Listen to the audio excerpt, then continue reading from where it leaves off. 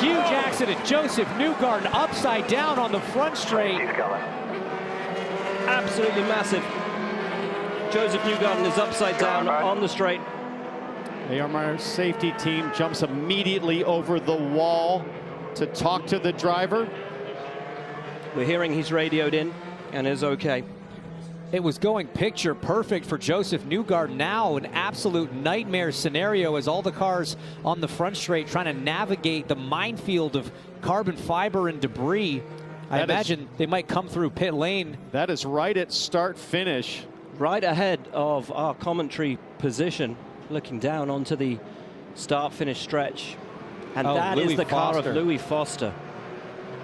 And it gives you some idea of how fast these cars are going that Newgarden is able to get halfway down the front straightaway after skidding upside down as the AMR team attends to Louis Foster there. Based on the damage I see on the right side of his car, I wonder if Newgarden was trying to pass around the outside of 4. Foster maybe didn't see him coming and close the door. Now, typically what happens here is the AMR team will just pick him up to 90 degrees to this point to be able to get Newgarden out safely, or will they let the whole car go down?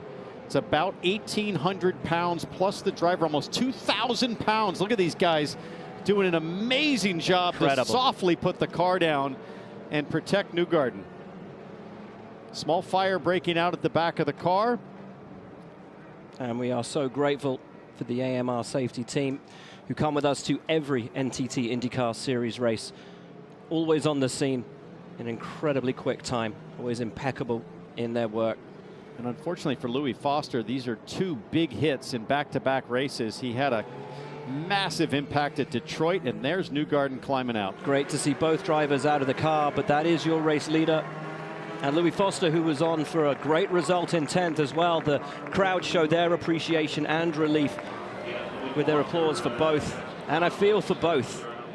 And Louis just composing himself here. Remember, this is his first short oval. Oh, no. So he got up into the marbles, into that spent rubber on his own, damaged the car. And you're just a passenger as a driver at that moment. Oh, dear. Oh, no. And Josef absolutely nowhere to go. Look at that. Oh, my goodness. I've never seen anything like that on a short oval. Not at all. God, he could have easily cleared the pit wall and ended up crashing down pit lane. And there you see not only the roll bar, but the aero screen halo device protecting Newgarden as the shower of sparks is flooding the cockpit. A nice big gap between the driver's helmet, and you see the right rear of Foster's was so broken he had no control of that car. And Josef just in the wrong place at the wrong time. But I'm reminded again of the safety of these cars. That is a T-bone impact, which is one of the worst impacts that you can see on a racetrack. How much of that nose is left intact on Josef's car? How much of the rear of Louis Foster's car remains intact as well, showing once again the strength of these Dallara chassis. And look at that, as the sparks come off, you see the strength of that halo and that aero screen. Let's take a look on board.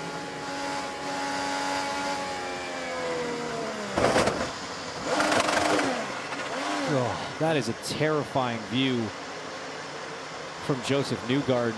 You're on an oval, you're doing over 170 miles an hour, and there's a car broadside in front of you.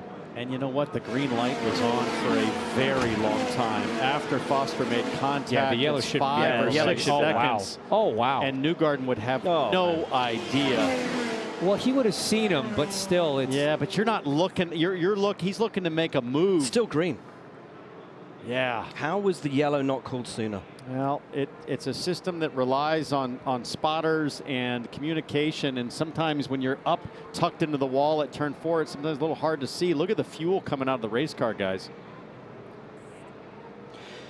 Newgarden and Foster, thankfully both okay. We are back under caution here in St. Louis after a terrifying accident befalling them both.